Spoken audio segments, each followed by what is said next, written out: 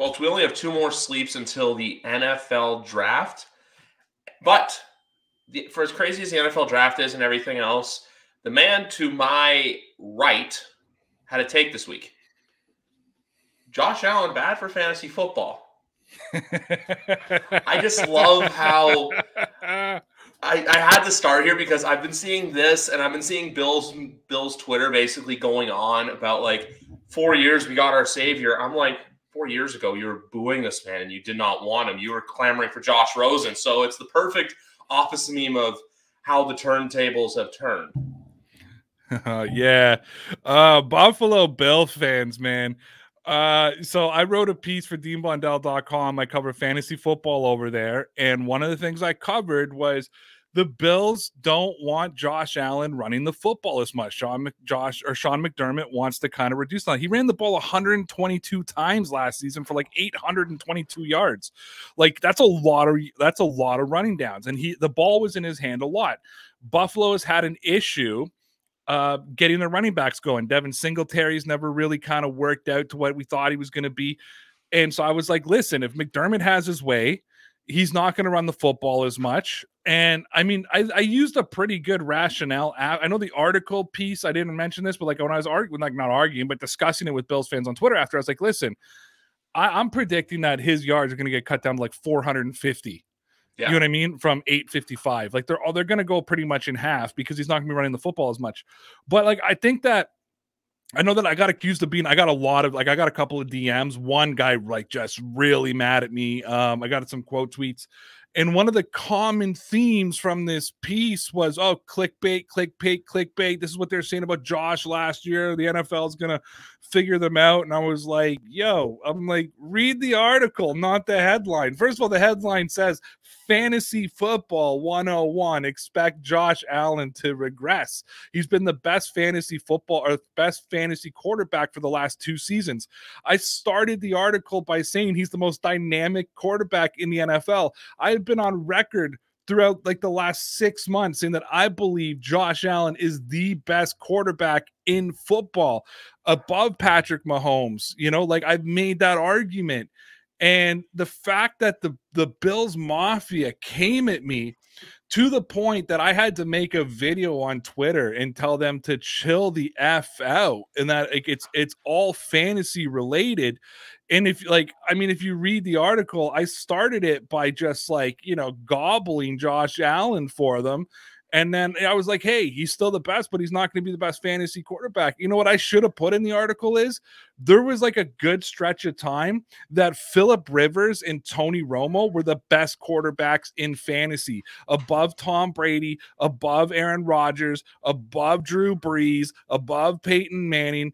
Fantasy football and football that happens on the field are not the same thing. And that's one of the things we talk about on our show all the time, because we cover betting and fantasy football for Dean Blundell and part of the Dean Blundell Network. And the one thing that we talk about on a constant basis is don't build your fantasy team the way you would build your regular team. Like for instance, for when you look at running backs, like a guy like DeAndre Swift, who plays for the Detroit Lions, like he's a guy for the average is 4.1 yards per carry. Plus he went out there and got like 800 yards in receiving. He had over like 1,200 all-purpose yards because of who he is.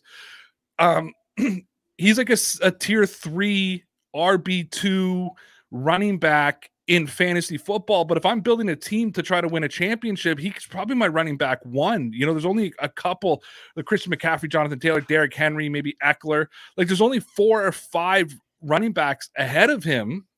However, in fantasy, he's 8th just because of the team he plays for, because of other things. So yeah, Bills Mafia's got to chill. And anybody who looks at fantasy the same way that they look at on the field is crazy. I'm sorry, I know I'm digressing here, but we deal with the same thing when it comes to handicapping. Yeah. I handicapped the Green Bay Packers the other day. They're paying plus 1,000 on DraftKings, and I was like, so I wrote a piece on it. I'm like, to win the Super Bowl, and I wrote a piece on it. I'm like, that's not enough value for me. They have they digressed as a team, both defensively and offensively. They lost Devonta Adams. They lost some key pieces. Plus 1,000. I don't think they're the third best. I don't think they should be the third betting favorite to win the Super Bowl when you've seen all the moves in the AFC. The only advantage they have is that the NFC is weak and they could have a chance. But I still put Tampa Bay ahead of them. I still put the Rams ahead of them. I've said with a little bit of luck, this could be a season that a team like Detroit makes the playoffs. This could be a season that a team like Minnesota wins the division over Green Bay. And I know you're a handicapper on TikTok and stuff. I see your stuff. I see you there. I don't always like it. I always press the like, but I see you. And you're a gracious loser as well. I got to say, like, when you miss, like, you're like, hey, bad night last night. Like, you know, I own up to it.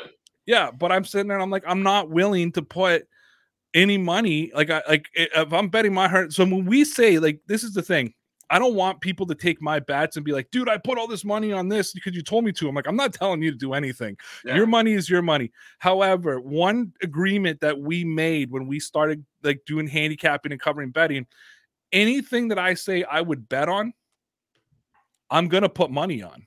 And so when I look at Green Bay at plus 1,000, I don't have enough money to bet on every team on DraftKings to win the Super Bowl. I'm going to put my money in other locations. I have bet on the Raiders winning the Super Bowl because they're paying like plus 1,600.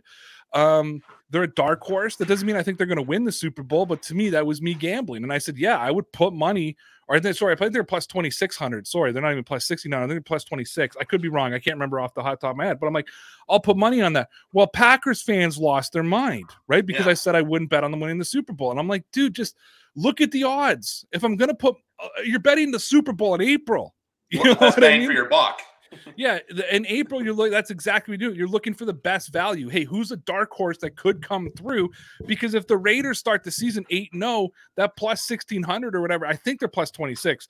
That plus 2,600, they're going to be plus 1,000 come November. But I'm still sitting there with my plus $2,600 bet. You're trying to look for futures and look for dark horses. So people got to realize that betting, especially futures betting and fantasy football, is not the same as on the field, you know, and that type of thing. Exactly. Like whenever I do a video, like I've been asked by people like, oh, so do you actually put money on everything you do? Like for all of you know out there, yes, betting I do daily or at least 4 to 5 times a week, if not more. But even during the season too, I say this game's a 7.5-point favorite. I just give my opinion. Do I think it's going to cover? Do I think the other team's going to cover? And if someone can come at me being like, oh, you said the Pats were going to cover the spread. Why did they cover the spread? I'm like, I don't know. I don't control it. I'm just saying. Because they didn't score enough points. Exactly. Even though they were the under Kings for like the first 5 or 6 weeks of the season last year, but that's another story. But you're 100% right when you say that. Everyone's got to realize fantasy football, something that we use on here, and gambling do not correlate to what you see on the field. Obviously, gambling does, or handicapping, but like odds I like, for example, were the Baltimore Ravens at plus, I think it was plus 1,600 or plus 18 or 22 to win the Super Bowl. Great like odds. And even too, I saw the Pats were plus 3,500 right now. So if you're going to bet on something, you bet on the odds that are going to pay you better. Like I was looking for Thursday, and I don't condone betting on the NFL draft because you're a degen, especially, excuse me, if you want to bet on the USFL, be my guest, but that's degenerate territory you're entering. I was looking at to see what Aiden Hutchinson to go second overall was, and it was minus 130 because I'm like, okay, if there's insane money where people think he's going first and everything, but BetMGM, which obviously, look, iGaming in Ontario now, completely legal. BetMGM had him at minus 130, and I'm like, I'm not going to put my money there because I got to bet like a lot of it to win just a little of it. If you want to go for the bets, go for something that's going to pay you a crazy amount of money, like, I don't know, Ike Ekwonu to go first overall. Meanwhile, going back to your point about the Packers, you're going to look at the team that's plus 2,500, plus 2,600, not the team that's plus 1,000. So for everyone saying, oh, why did you bet not bet the Packers in the Super Bowl? It's not that you don't think it. It's just that you want, if you're going to bet on something, you're looking for value. No, absolutely. And you know what? Like I believe my preseason pick for the Super Bowl this year is the Buffalo Bills, right? That's what I'm telling them. And I was explaining this the other night on my podcast because I wrote an article saying I'm not going to bet on them at plus 650. They're the favorites. I'm not doing it. Those, you know what I mean? We're talking 5-1 odds to win the Super Bowl in April. Like those are awful odds. 6-1 odds. And I said, I want to bet on them. I said, my hopes is that Buffalo goes like 1-3 to start the season and then comes alive, because they're suddenly going to be like plus 1,200, plus 1,300, because some other team, is going to start 3-1, and they're going to say, oh, Josh Allen doesn't have it and this team does. And the books are going to go crazy. And once the season starts, like right now, the books are really controlled by the handicapper. Yeah. Once the season starts, let's face it, the books are controlled by the bettors. Wherever the money is going, that's what's going to change the bets. You're going to see a lot of money dumped in other directions, and that's only going to increase Buffalo. So it's not value to bet on Buffalo in April. I'm looking to bet on them. I want them, like, I'm taking a gamble that they're going to start not looking like the best team in the league like they did last year and kind of, build their momentum. Yeah. And then take them when they're like plus 1,200, because now I'm getting the value that I'm looking for. At plus 650, so what I did is I've thought about for this season, and let's not forget these future bets we're making. We've been talking about this for the last 2 weeks. All these future bets we're making are going to completely change after this weekend, because as soon as this draft comes along, it's going to reset the whole market. We primarily use DraftKings and Fantasy Pros. Not that we necessarily like those, but what we tell people is that we're trying to keep our content consistent. If you really want to gamble, this is what we tell people. Like if you're new to gambling and you really want to sports gamble, first of all, if you're new to gambling, I don't suggest you betting on future picks. Just bet on games, right? Just learn how to gamble by betting on games.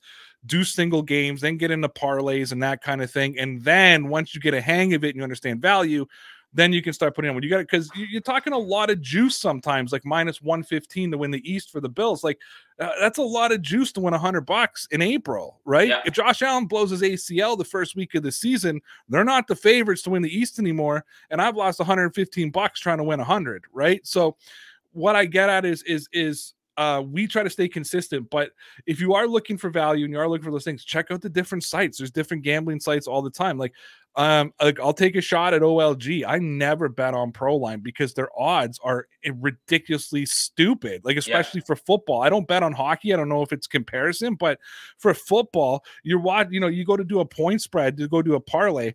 You're looking at Vegas and they got, say, the Patriots at -2, -2.5.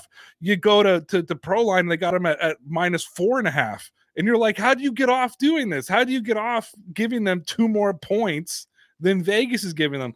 But, I've been playing around with the Score app a little bit. I don't know if you've tried it yet, the Score gambling. I figure I'm doing a gambling show. I better try it out. I would say odds are comparable. You know what I mean? You can tell there's still a lot of bugs in the system, so I'm not prepared to use that to bet yet. But yeah, no, man, do your research. Go around, look at MGM, look at Caesars, look at DraftKings, look at all the different betting sites, look at all the different odds. I would suggest using a reputable website.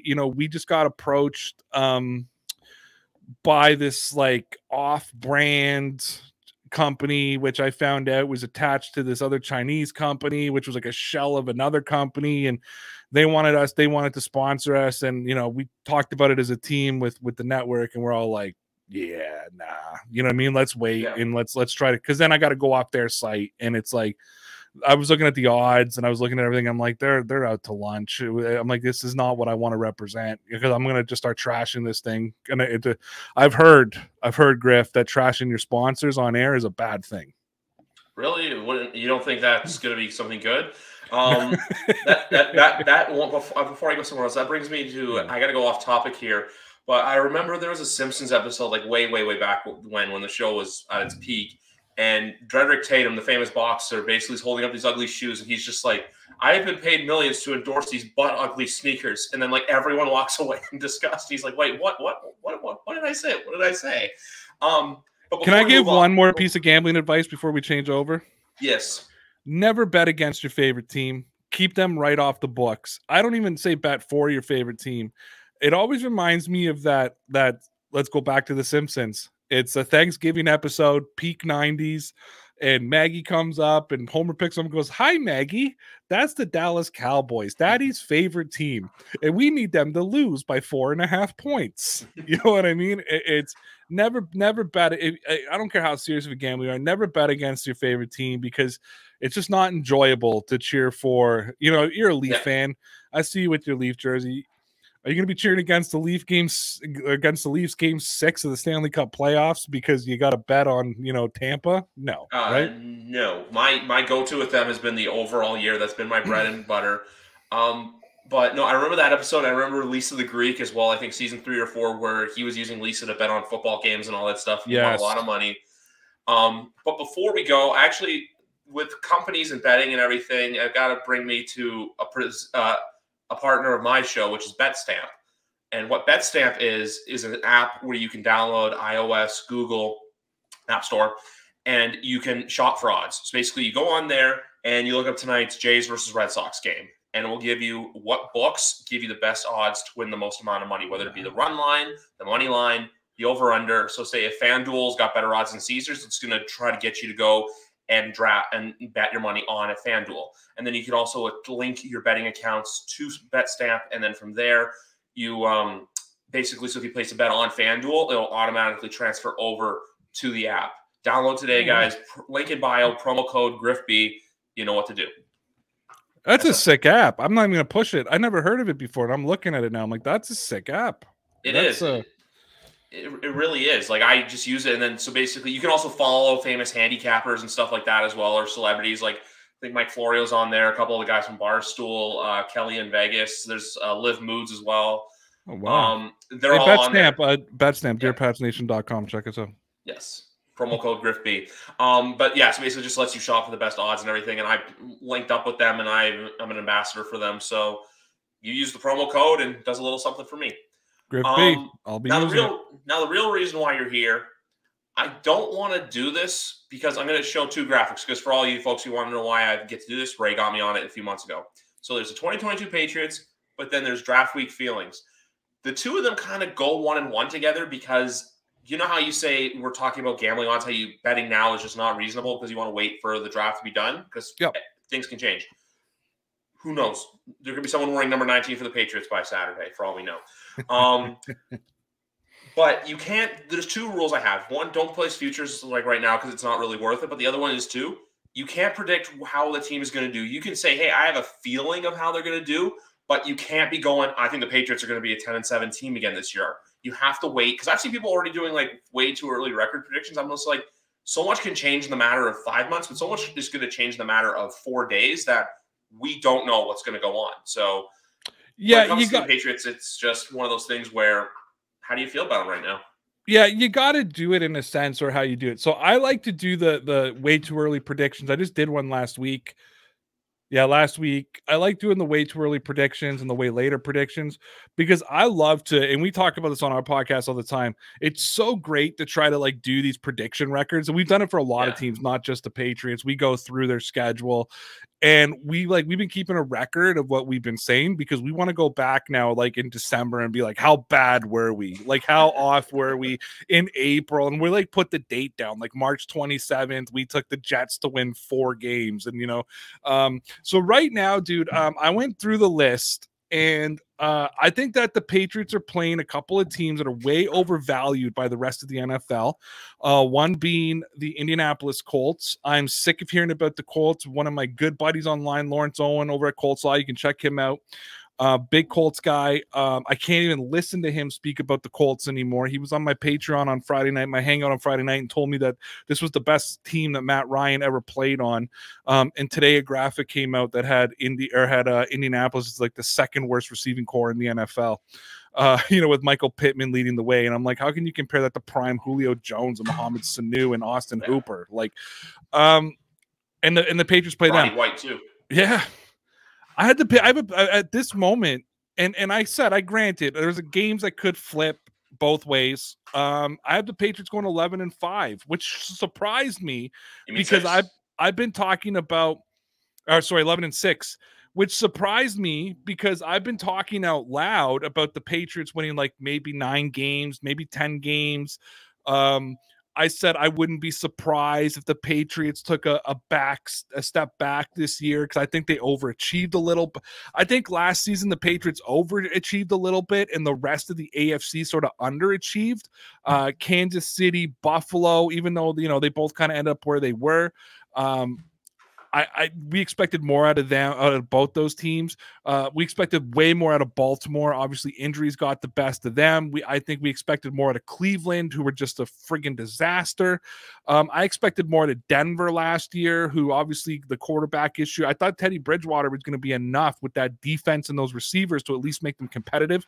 So I think there was a lot of teams in the and really we didn't know. I'm going to be honest with you. I was one of those guys who thought at some point Deshaun Watson was going to return to football. Like I really did. And I thought that they're going to become a pain in the ass. However, I will throw out there that I think Davis Mills is going to be a good quarterback. So I don't think he's going to be like a great quarterback, but I think he's going to be a good quarterback. He's going to be in the NFL for a long League time. Average. We compared him to Matt Schwab the other night. We think that he's going to be like a different version of Matt Schwab when he was, he got to the Houston to the playoffs a couple of times and, decent quarterback. Yeah. So I had the Patriots going 11-5. I was surprised by my record when I went to it. It could have been an optimistic day for me. I throw that out because I go up and down. However, I think that for me, Devontae Parker made a big difference in my eyes of what this Patriots team is going to be. And then you kind of like, as you just do things, you probably go through it as well. As you just kind of like do things and you're like, hey, I gotta do a piece about, so I'm doing one tonight. I just was working on it before I came over here. I'm like, oh, I got to do some of the Patriots. So I go to like PFF Patriots on Twitter to see what they're posting out. And the piece I'm working on tonight is that Jacoby Myers was ranked, had the 4th highest catching percentage on contested catches last year, which kind of like blew my mind. I was like, Jacoby Myers is number 4 overall. The guys in front of him are like Mike Evans and Jalen Waddle and CeeDee Lamb. So I was like, okay, because I've been going under the assumption that Jacoby Myers wasn't going to have that much of a role on the Patriots this year, especially if the Patriots take like a John Mechie or something of that nature in the draft, which I do think they'll take. I know we're going to get to the draft, but I do think they're going to take a wide receiver. However, so I started looking back at it. I'm like, okay, you got Kendrick Bourne, who was the 21st ranked wide receiver on PFF last season. So, I mean, you're talking a top 25 wide receiver. Who's going to play the Julian Edelman role. I know a lot of Patriot fans think it's Jacoby Myers, but it's not. It's Kendrick Bourne. Kendrick Bourne plays that role. So you have a Kendrick Bourne who plays real bad. Now you get Devontae Parker and Jacoby Myers who can both win those contested catches and can both do things with the ball in their hands. So I'm like, you got 2 really tough receivers who can win those 50-50 balls and win those contested catches. You've got Kendrick Bourne. The Patriots let Jakob Johnson walk this year and basically told him we're not going to be carrying a fullback, which should be indication to everybody on the planet that Jonnu Smith is going to have a bigger role on this team this year. They're going to run a lot of 2 tight end and 3 tight end sets. And then you got Jonnu Smith and Hunter Henry. And I think this year, mark my words on this show right now, we said it last night, but we'll do it on your podcast as well. Devin Asiasi, we believe, is going to have his breakout year next year. He's not going to be 1,000-yard receiver or anything of that nature, but we think that he's finally going to kind of get his opportunity to show who he is. But when you break it all down, and then you got Ramondre Stevenson and Damian Harris, who are such a great tandem at running back. You got Ty Montgomery, who's going to finally, my boy Rex Burkhead. I don't think the Patriots replaced him last year. I think they wanted JJ Taylor to be that guy. They wanted him to be take that Rex Burkhead role. He didn't really get it done. He fumbled in against Tampa Bay in a really crucial time in week 4 and never saw the field again. And I'm going to say that even the first 3 weeks that he was out there, I think he was healthy scratch for 1 week, was there for 2, never really was that spark plug. Ty Montgomery's not a burner anymore, but he's still a spark plug that can be that change of pace back and go out and receive. He'll play that Rex Burkhead role. And James White is to me, anybody who doesn't pay attention to the Patriots besides trying to hate on them, don't recognize just how impactful James White is as a 3rd down running back. So when you start piecing it together and start looking at it rationally, I'm like, holy geez, this Patriots offense isn't actually that bad. It's not great. Like, it's not elite. It's not Stephon Diggs and Gabriel Davis and Jamison Crowder. But the offense is going to be a lot more of a pain in the ass for defenses, and I think a lot of analysts and fans at this moment are giving it credit for, especially if Mac Jones can take a step forward.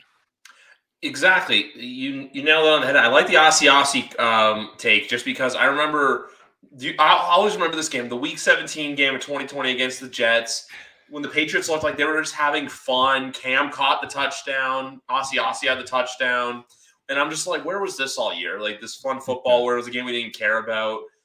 But I agree with everything. I 100% agree with the Jonnu Smith thing too, because I know a lot of people were ripping on that, like, oh, why'd they give him all the money? And I'm like, I knew all along. Hunter Henry was going to be the big tight end one. Jonnu's tight end two. Damian Harris from Andre Stevenson. I didn't know what to think of Andre. Someone drafted him in fantasy in August, and I said, Belichick doesn't like playing rookie running backs. That was a mistake. But then he had the Cleveland game and proved me wrong. With James White, it's something that just reminded me. Have you ever seen the Twitter account Tom Brady highlights come up where it just shows random highlights from games? Yeah, James White comes up a lot. No, not that. But something that reminded me of James White was there was a 2003 game against the Denver Broncos when Belichick took the intentional safety. Yep. And Kevin Falk was the hero. It's just the same thing. Kevin Falk, Shane Vereen, James White. It's that third down passing running back. I like that you go back. I like that you go back to 2003 because there's a lot of young Patriots fans who those players for us, you know, and I think we talked about you and I are almost the same age. Those players for us that played in those early 2000s, right? I mean, it's you know what? If I can digress a little bit, I know I do that a lot too, and I know I gave you a hard out at 8:15, and here we are. You know, we were talking about this the other night, and someone said to me, "Oh, I was asking a Bills fan. I had a Bills fan on our podcast, and I said, why? When did Bills fans become so soft?" I said, "You guys used to be like the nobody can hurt us, like the Buffalo Bills hurt us. How did you guys become so soft?" And he goes, "Well, I want you to imagine, you know, Tom Brady in year 2, and you know, I reminded him that the Patriots fans got their teeth kicked in a lot longer than Bills fans did up until we got." And he goes, "Well, I want you to imagine." He says, "Tom Brady comes in, you finally got your hero, and blah blah." And I was like, "Whoa." I said, "The hero of New England that took us out from the teeth kicking Drew Bledsoe came in 1993." I'm like, and when you like break down what happened in those early 90s with Drew Bledsoe, then Willie McGinnis, Teddy Bruschi, you know, and Lawyer Malloy, and the list goes on and on and on. I said, you know, it's one of the reasons to me that as much as Bill Parcells, yes, he kind of tarnished his reputation by the way he left New England and went to the Jets and you know, the way he pulled things, and him and Kraft hated each other and he was a sexist pig, whatever. You know, there's a lot of things not to respect about Bill Parcells. But when you look at what him and Drew Bledsoe's contribution to bringing the Patriots to relevancy, that was I would say Drew Bledsoe took the Patriots out of the abyss, him and Parcells, and then Brady with him. Yeah, and I mean, and lost to Brett Favre, and that was a Super Bowl they could have won. It wasn't like the '85 Bears when they shouldn't have been there. I mean, they deserved to be in that '97 Super Bowl. But like, so Parcells and Bledsoe, they took the Patriots out of the abyss, and then Belichick and Brady brought them, you know, brought us to cloud 9, brought Patriots fans to cloud 9. So anyways, I just digress. I love though when guys like Kevin Falk come up because he's such a forgotten piece that was so important to that first run. Corey Dillon too. Corey Dillon came in, 1,200 yards, right, that he rushed. And then they move on from Lawyer Malloy and bring in Rodney Harrison. It just shakes and disrupts the whole team. And then, Harrison's a Patriots Hall of Famer and one of the key guys in those, second Super Bowls on the team. Vince Wilfork comes in. Richard Seymour comes in.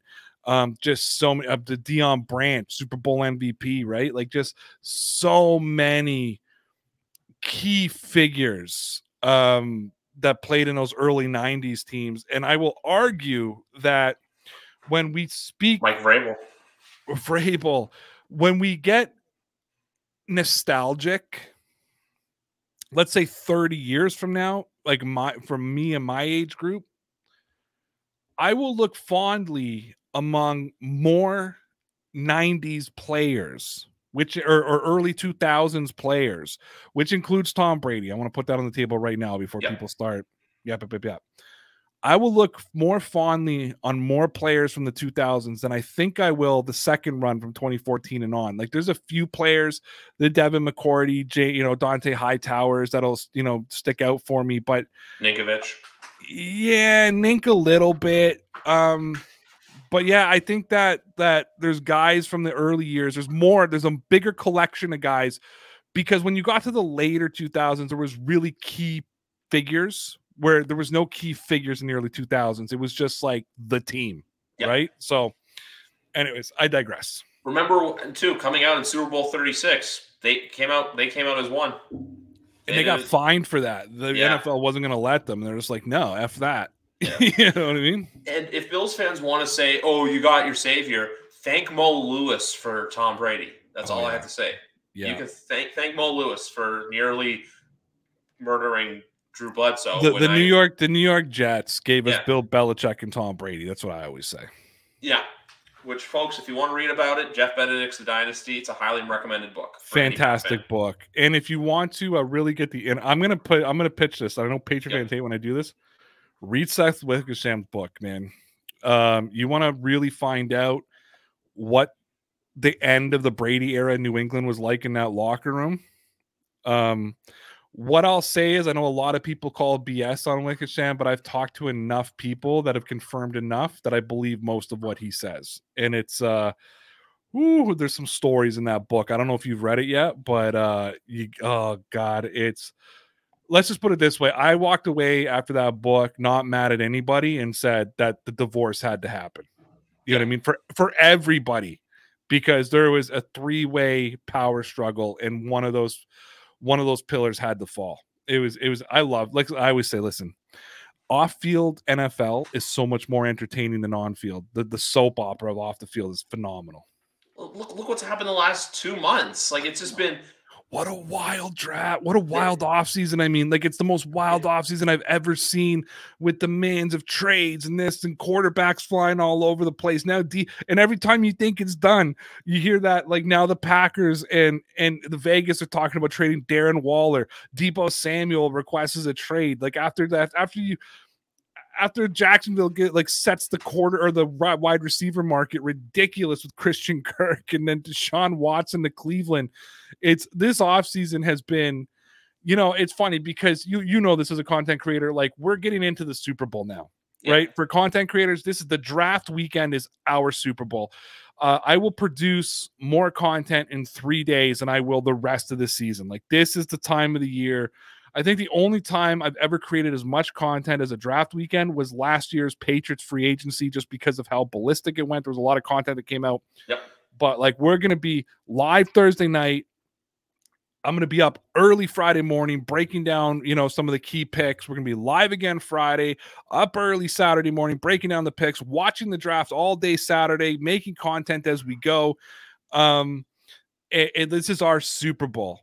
However, the lead up to this, because most of the time free agency is like, you know what I mean? Like, you get a couple big moves, but there's like all these slow patterns. Even when big names weren't signing, the gap in the conversation, and then some of the outside figures like Sam Darnold coming out and saying that, I'm the best quarterback in the NFL, or Cam Newton coming out and saying, I want to play for I'm picking my team because I want to play for a team that's a competitor for the Super Bowl and I have a chance to start.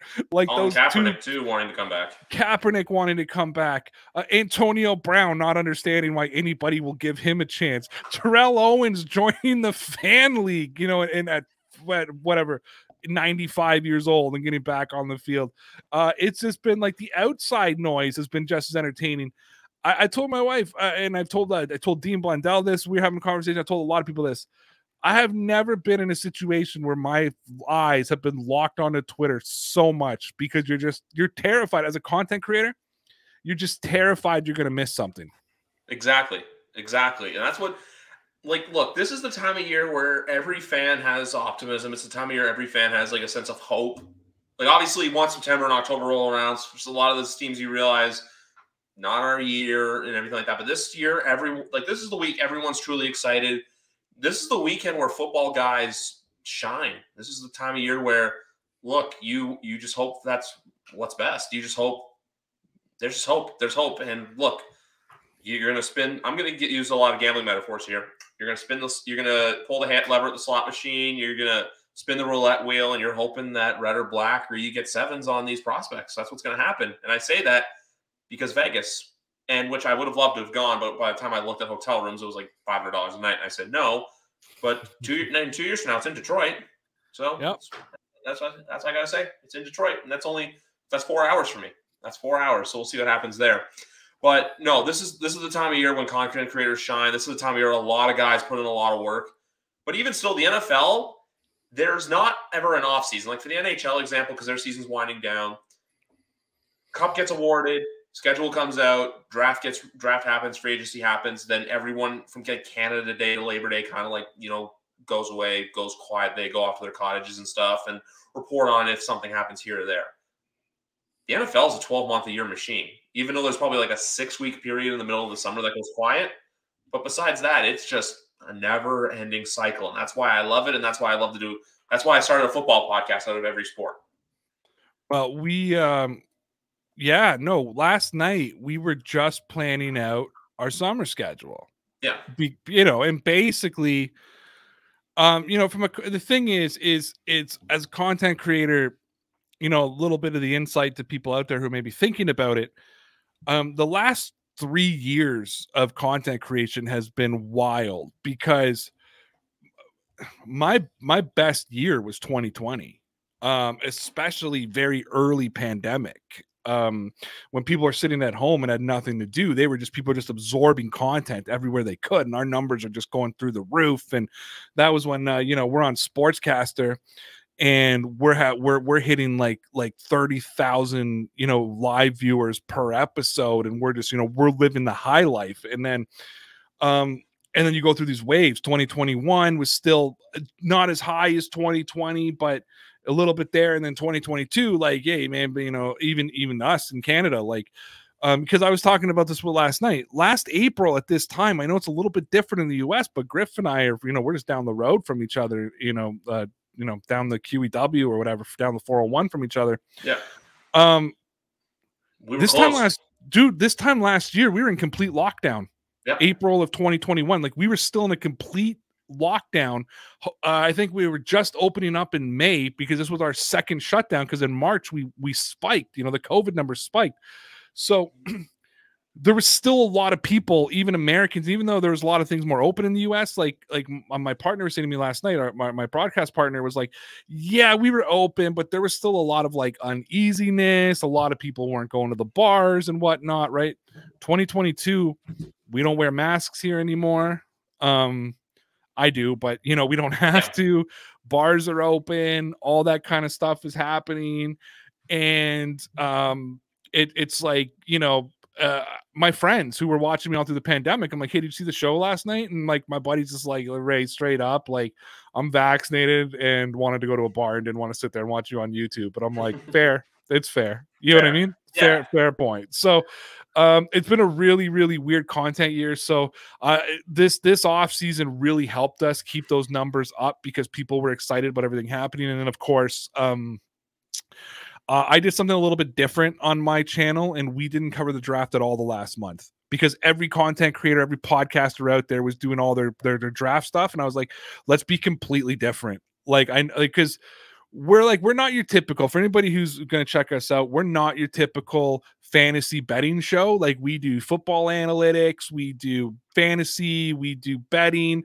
We started last night talking about AJ Brown as in fantasy. We talked about it for 2 minutes and spent 20 minutes talking about Baker Mayfield, where he's going to end up. So like, we don't restrict ourselves to just those things, right? But it's been a fun year. And then leading to this, like, I was just saying to somebody today, I don't know how you feel, but like, knowing what Thursday is going to bring, like, my adrenaline is starting. I tweeted out today, hey, our draft party starts at 7:30, and Griff, I'll shoot you a link. I don't know what you're doing, but we got people popping in and out all night. There's no set times. I want to come in and say hi and talk about the draft. So I'll drop you a link, and if you want to pop in and tell your audience who you are and where to find you, and my audience meeting, and come see and come in, hang out. But we're doing our big draft party, and as soon as I sent the post, like, hey, we're starting at 7:30 p.m. I saw it tonight before we came on. Yeah, my adrenaline suddenly started doing this, and I was like, okay, I know what's coming. You know what I mean? Like, I'm starting to get the buzz. You know what I mean? The like, okay, draft is coming. And just for anybody who does want to join us over on the Deer Pass Nation YouTube channel live, also the Dean Blundell YouTube channel and Twitter page, as per tradition, after they sing the American national anthem, I sing the Canadian national anthem because I feel like we get, a lot of Canadians are watching and we get kind of stiffed on that. So I will sing the Canadian national anthem. And I'm going to be honest, I'll probably sing the old version. I always forget to sing the new version. It's not me trying to be disrespectful. Just I grew up singing the old version and forget. But I'm going to try. I'm going to try to remember to sing the new version. And even still, so Thursday's gonna be crazy for me because I have already loaded NFL draft, but we got Game 6 too Thursday night. So I know. I'm trying to figure out how to balance that. The only thing is, and I tweeted this today, Philly ain't winning in Toronto, and this has 2019 written all over it. What's your nervousness? This goes back to Philly for Game 7. We're winning. I'm calling that right now. You can bookmark it right here. If Philly does not close out Thursday night, which I don't even think that they're not going to. I think we're going to win. You have a lot of Toronto people who watch your stuff, right? Like you got a big Toronto base. Yeah, I got a lot of my following is in Canada, and the same people who view the TikToks and I also post on my Instagram channel for those. It's awesome. It's a lot of Canadian. Well, post this on your Instagram. Jurassic Park, get down there and go crazy. I mean, if there is no team in Toronto, not the Blue Jays, not the Maple Leafs, not the Argos or Rock, they're not real professional teams anyways, but not the sorry, I had to take that shot. I'm just kidding. I'm kidding. But no, nobody feeds off the fans like the Toronto Raptors feed off the fans. I mean, that team going back to DeRozan and Lowry have just sucked in this city. That's why LeBron felt it when he was here. Go down there, just make Embiid feel just uncomfortable, and Scotty Barnes should be up to full minutes, and I want to see them and I love playoff Harden, you know what I mean? And just you know what I mean? And just especially after the Zanzibar. Yeah, they're not losing in Toronto, and they're going to go close it out in Philly. They're probably going to get smoked in the next round, and I'm cool with that because the Raptors, all those American pundits didn't even give the Raptors a chance of making the play. Maybe they gave them a chance of getting into the play-in tournament. Can I tell you? So with gambling and everything, because TSN 1050 here, gameplay. Mafia cause it's on TSN 1050 2-4. I remember I was listening to one day at work. And the Raptors, 1 point, their over-under win total was 34. And I said, I looked at it and I was like, I should have taken it. I think it was still plus. I think it was even at one point in the playoffs too. For them to make the playoffs, it was +5. Like at one point in the series, it was +5,000, and that's gone down to +900 for them to get out of the first round. One's going from 3-0 to 3-2. But when I saw that over-under win total, I was almost this close to combining that with Scotty to win Rookie of the Year, and I didn't. And look, both would have hit, but it is what it is. Dude, I don't know if you saw this tweet I threw out today because Chuck just came out and did his top 10 players in the league. Yep. And I said in 3 years, Scotty Barnes is going to be on that list. I said, guarantee. 3 years, Scotty Barnes is going to be on that list. I love that kid. Same. Love that kid. But what was the other thing I was going to say? So we have a Thursday. I had people starting to ask me let's go to Maple Leaf, let's go to Jurassic Park and everything like that. And I'm just fuck, I want to, but I'm NFL draft, Jurassic Park. It's tough, man. I know it's tough. It's tough. Yeah. And it's funny because I'm in the same boat for a lot of things. So you got the Raptors, obviously. I'm trying to watch every Blue Jay game, even if I got to watch the Jays in 30, because his team is just so fun to watch. And then playing the Red Sox right now is just fantastic for, my base. I'm not a hockey fan, so no, I don't care about the Leafs, but I know that's a big thing coming up. And then we got this, thing happening in Ottawa again this weekend, and that's a big deal on the Blundell Network. Yeah. You know what I mean? So it's I'm just look, this weekend is just going to be absolute insanity. I'm looking, and this is the thing, this is either the time for guys like you and guys like me, we're either going to thrive in this, or this is where we're just going to collapse and be like, I'm done, forget it, take my mic, I'm going to hang it up. So I'm looking forward to that. Like I said, my adrenaline is all ready. I've noticed today I started drinking more coffee. I've had the 80s metal in my headphones. I'm kind of just thinking about things as, okay, how am I going to approach this? How am I going to approach that? And it's, I love it, dude. I hope everybody else is excited. Yeah. And it's funny because been so wrapped up in this.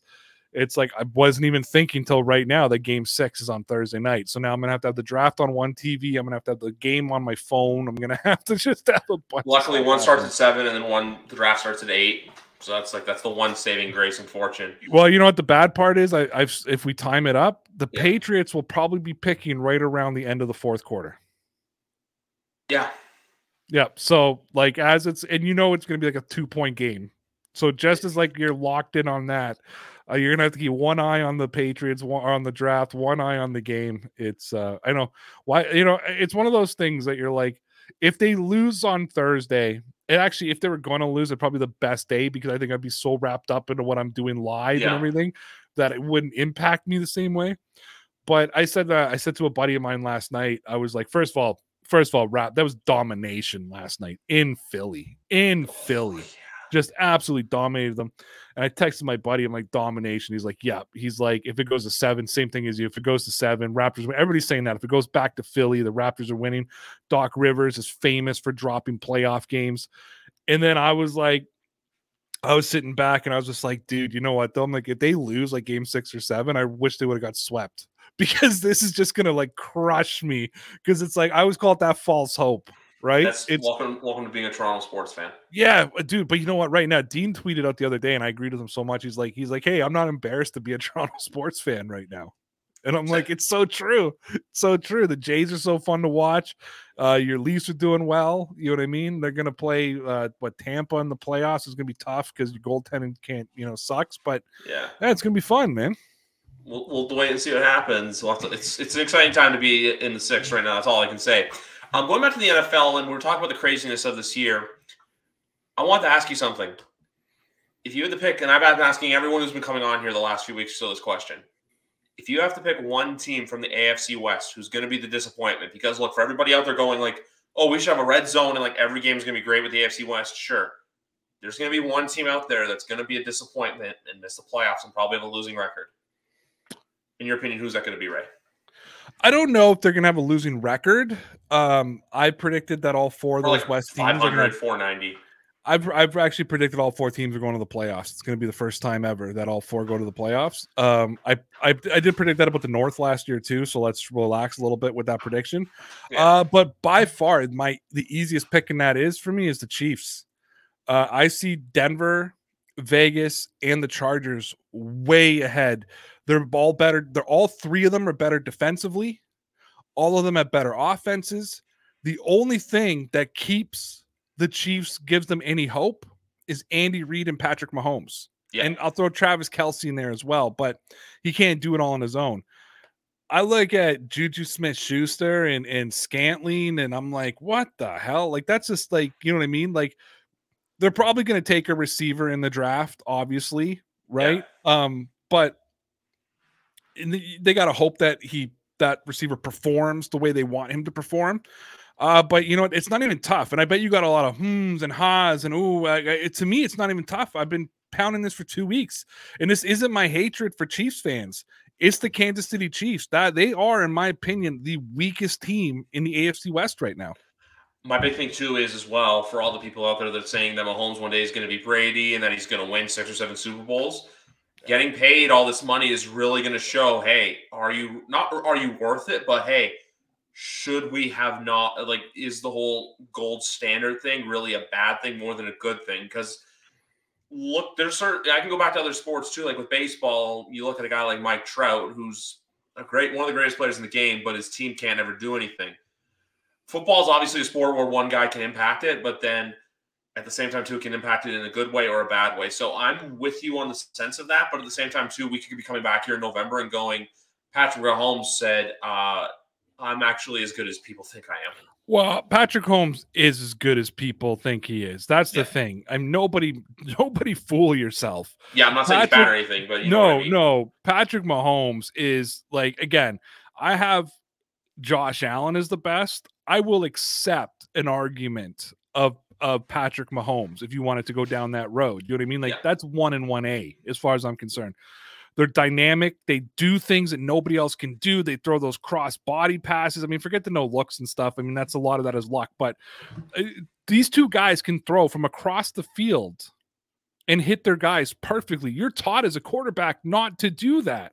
So, I mean, if we're back here in November and the Chiefs are first in the AFC West, I will tell you right now, it'll 100% be because of Patrick Mahomes. That's what I said. And Andy Reid. Those are the two, dude, it's the same way with the Patriots, right? If you go back to 2018, and I remember this tweet specifically, somebody trying to have an argument with a Patriots fan trying to have an argument with another player. And they're like, oh, the Patriots, offense is poverty or something like that. And this dude starts listing Cordero Patterson, Chris Hogan, Julian Edelman, Rob Gronkowski. Like, how are you going to beat that? And I was like, dude, did you just use Cordero Patterson and Chris Hogan to try to say how good, and with an old beat up Gronk who's been awful, who's got like 500 yards in receiving this year? Did you just list those four guys as the catalyst for the Patriots? So you know what I mean? But you had Tom Brady and Bill Belichick. Yeah. Right. And when you look in Kansas City, you got Andy Reid and you got Patrick Mahomes. So if they're still there, I think they're the weakest team, but if they're first in the West, it wouldn't surprise me, if that makes sense to you. You know what I mean? Just because of those two guys, and they can single-handedly change things themselves. Exactly. My pick still is Vegas, just because we don't know what Derek Carr we're going to get, because he's so Jekyll and Hyde. That's my thing. So I think he's got a lot to prove, especially to the fact he just got his new contract extension.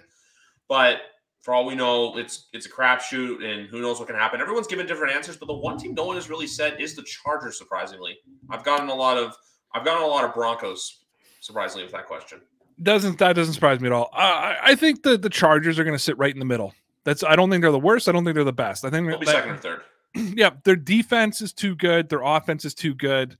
Their run defense is shit. What's that? Their run defense is horrible. Their run defense is horrible, but their pass defense is good. They just got J.C. Jackson, which I think some Charger fans are going to be surprised how often he gets burnt by fast receivers, and that's going to be a tough division to be in. But there's, what, the Raiders doesn't, I don't hate that pick from you, even though I think they're actually going to win the division, but I understand why you say it. Forget Derek Carr. A discussion that we've been having a lot of is, what is Devonta Adams going to look like? Is Devonta Adams because of him, or was he Devonta Adams because of Aaron Rodgers?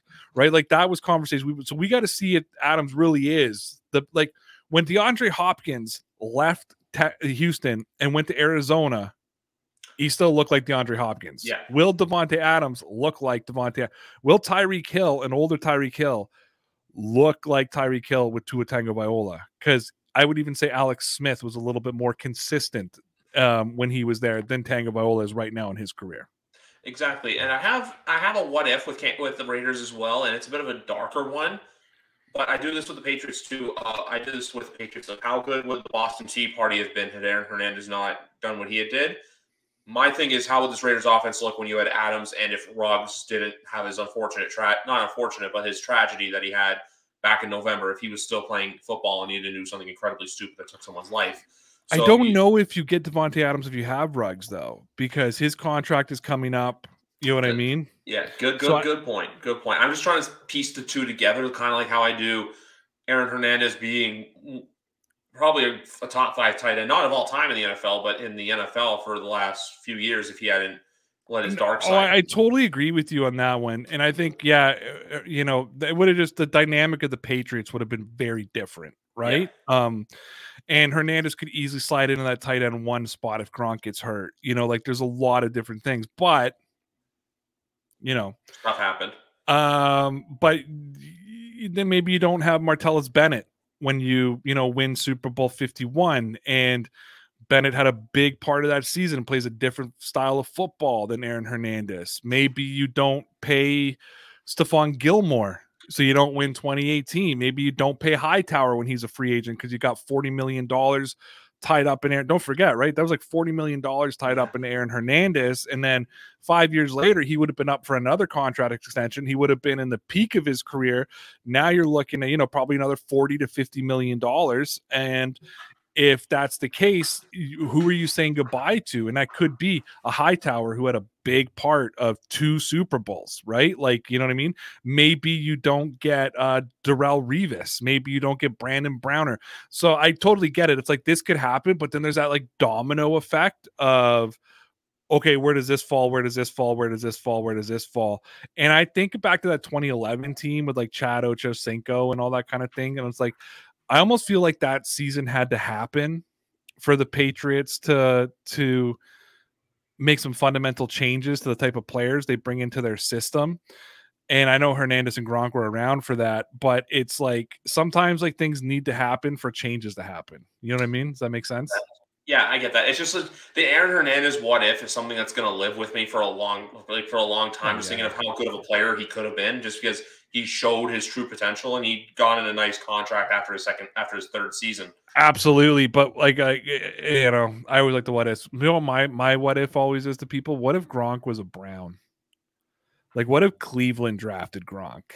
You know what I mean? Yeah. Like, that's my favorite what if in the world. Like, because 32 teams could have drafted Gronk before the Patriots did. I'm like, Rob Gronkowski, and this is more because Gronk, I believe, has just been an idiot since he left New England about the Patriots. And, you know, you can be upset and bitter about Bill Belichick, but I always kind of turn around and I'm like, dude, if you were drafted by Cleveland and you had your injury history, you wouldn't be Gronk, number one. You'd be Rob Gronkowski from Arizona.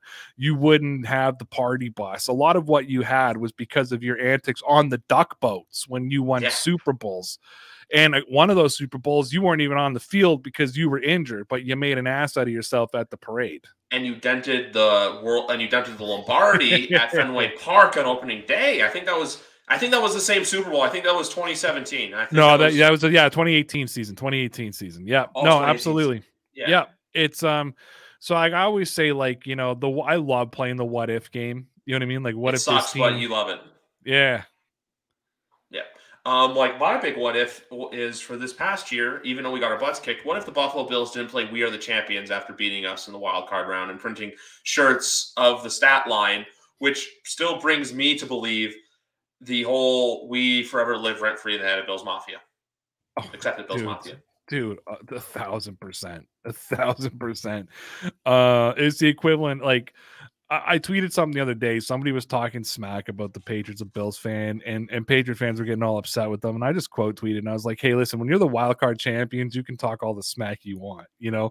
And my boy, who's a Bills fan from #sports, was just like, dude, come on. And I'm like, I'm like, you know what I mean?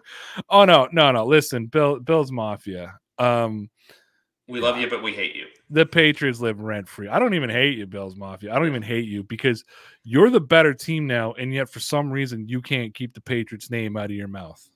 That's what years of asking. I had a good guy in here who's a Bills fan, Joe Miller III from Buffalo Rumblings last week, and we were talking about a bunch of stuff. And it seems like I actually asked him one question. I asked him, and he gave me a really interesting answer. Because I said, "How much pressure is there under Josh Allen to win this year?"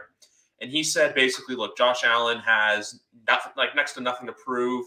And basically, he thinks that Mahomes and Burrow. Before we get Chad here, I want to ask you quickly, ideal draft, what positions and why? All right. So I can't give you names, but I'll give you positions. And this is perfectly okay. Yeah. This is my order of priority for the Patriots. Cornerback is number one. I have a piece up right now on RayRauth.com. There's a blog there, or I did a video about it as well over on our YouTube page. If the Patriots do not address the cornerback position in the draft this year and hit it and get a true number one corner, I call into question what the next 2 to 3 seasons are going to look like for New England, because right now their secondary is a disaster. Number two on that list is interior offensive linemen. The Patriots need to protect Mac Jones. They lost Shaq Mason. They lost Ted Karras. Mike Onwenu is going to shift in, which means you're losing that sixth tackle, that second tackle that they could bring in those shift formations. Interior offensive lineman is number two. When's going on next year too? Yep. Number three is linebacker. The Patriots need, I think they've done a good job bringing in the hybrid players. Mac Wilson, obviously athletic linebacker, not like, a star, but he's going to fit well. They brought back Jawan Bentley. They brought in Jabril Peppers, who's going to play like a linebacker. But I think they need another athletic linebacker. Bringing back, obviously they got Cameron McGrone, who's going to play this year. I think they need to get more playing time. Yeah, Tony, Ronnie Perkins coming off of the edge, and then of course like Josh Uche. But I think number 3 is get another athletic linebacker, and then number 4 on my list is wide receiver. And I know that there's Patriot fans who can't see beyond wide receiver, but he's number 4 on my list. That being said, if your guy is, let's say, John Mechie, like let's say that's your priority, he's probably not going to fall to the second round, even though I'm saying it's the 4th priority. I'm not saying that they won't pick the guys out in different rounds because there's a lot of depth, but without a shadow of a doubt, no ifs, ands, or buts, the New England Patriots have to take a cornerback in the first round because there's way too many flyers in the second round. There's way too many we don't know guys. They need an Andrew Booth Jr. who can play man and zone. They need somebody who can play. It needs to be a corner in the first round. They're playing with fire, quote unquote, if they don't. I 100% agree with the cornerback thing. Like, they don't have to go out there and get Sauce Gardner. We know Sauce is probably going to go top 5. Andrew Booth would be a great pick. Kyler Elam. There's many other guys out there that they can go and get that are going to come in and make a day 1 impact. As for receiver, I'm a Slade Bolden guy. Why? Because I'm a Patriots fan. So you know, my co-host believes that they're going to get Slade Bolden as a UDFA. He doesn't even think he's going to get drafted. That's going to be Britton Covey out of, and it's going to be Alec Pierce out of Cincinnati that they're going to take. They're going to take Alec Pierce and John Mechie. Day 2, and Kyle Phillips somehow as well is going to be a Patriot. I don't like the rules, but slot, skinny white receivers. Look at you. They're pass. Look at you. But Patriots Nation, if you're from the 6, thank you for listening. This has been episode number 166 here on the YWC Football Talk podcast. For Ray Rauth, I'm Griff. Have a good night. Enjoy the draft. And for the love of God, Bill Belichick, draft a cornerback.